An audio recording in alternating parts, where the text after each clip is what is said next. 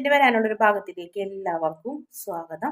അങ്ങനെ നമ്മുടെ ആനന്ദിന്റെ വിവാഹം നടക്കാണ്ട് ഒരുപാട് വിവാഹങ്ങൾ ആലോചനകളൊക്കെ വന്നെങ്കിലും കൂടി എല്ലാം കൃഷ്ണമംഗലത്തുകാർ തന്നെയാണ് മുടക്കുന്നത്. അച്യുതനാണ്.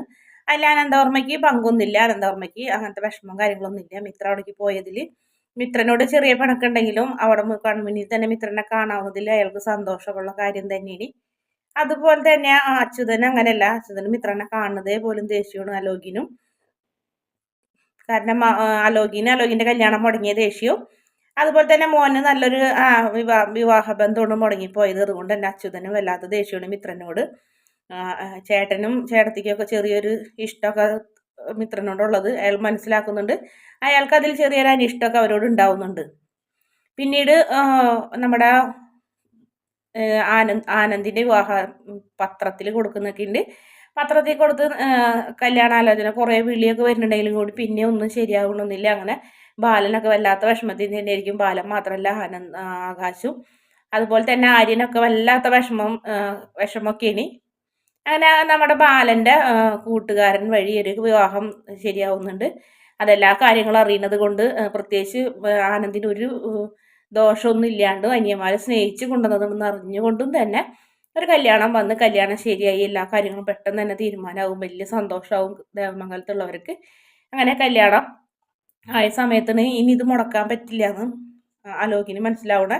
അങ്ങനെയാണ് അലോക് ആ കല്യാണം മുടക്കാൻ വേണ്ടി മിത്രനെയും അതുപോലെ തന്നെ നമ്മുടെ മീനാക്ഷിനെയും കൂടെ തട്ടിക്കൊണ്ട് പോണതും തട്ടിക്കൊണ്ട് പോയിട്ട് പിന്നെ അവർ രക്ഷപ്പെടുന്നൊക്കെ ഉണ്ട്. പിന്നീട് മിത്ര കൃഷ്ണമംഗലത്തുകാരോട് ചെന്ന് കഴിഞ്ഞിട്ട് വിളിച്ച് പറയുന്നൊക്കെ ഉണ്ട്. ഇങ്ങനെയാണ് നിങ്ങളുടെ മോൻ അത്ര നല്ല ആളൊന്നല്ല, അതുകൊണ്ടാണ് കല്യാണം മുടങ്ങിയത്. കല്യാണം മുടക്കാൻ വേണ്ടി എന്നെയും ചേച്ചിനെയും കൂടി തട്ടിക്കൊണ്ടുപോയി എന്ന് പറഞ്ഞപ്പോൾ അവർ വിശ്വസിക്കില്ല മിത്ര പറഞ്ഞത് കൊണ്ട്.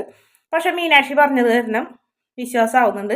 അങ്ങനെയാണ് ബാലൻ അലോകിനെ വീണ്ടും അടിക്കുന്നുണ്ട്. ആദ്യം ആര്യനെ തല്ലിയയിൽ അലോകിനെ ശരിക്കും കൈകാര്യം ചെയ്യുന്നുണ്ടെങ്കിലും പിന്നീട് രണ്ടാമതും കൃഷ്ണമംഗലത്തുകാരുടെ മുന്നിലിട്ട് അലോകിനെ തലങ്ങും വിലങ്ങും അടിക്കുന്നുണ്ട് ബാലൻ.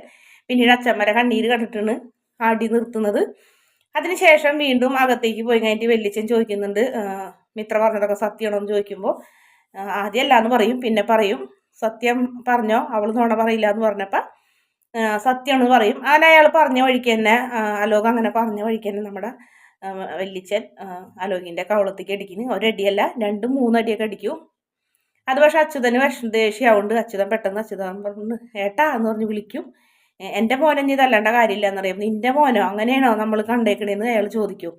എന്താ ഏട്ടൻ്റെ മോള് പ്രത്യേക ഏട്ടൻ്റെ മോളോട് സ്നേഹമല്ലേ ഇത്രയും വലിയ ചതി ചെയ്ത് നാട്ടുകാരെ മുന്നിൽ അവളിങ്ങനെ നമ്മളെ അപമാനിച്ചില്ലേ, നാട്ടുകാരെ മുന്നിൽ പുറത്തിറങ്ങാൻ പറ്റാണ്ടായി, എൻ്റെ മോൻ്റെ കല്യാണം മുടങ്ങി.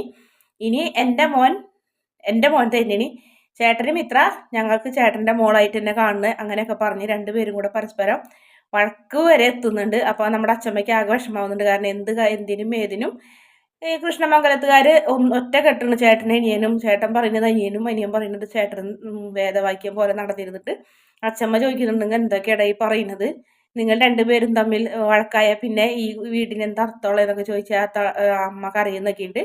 അപ്പോൾ പറയുന്നുണ്ട് എൻ്റെ മോനെ തല്ലേണ്ട കാര്യമൊന്നുമില്ല, ഇനി ഞാനത് സമ്മതിച്ചു തരില്ല.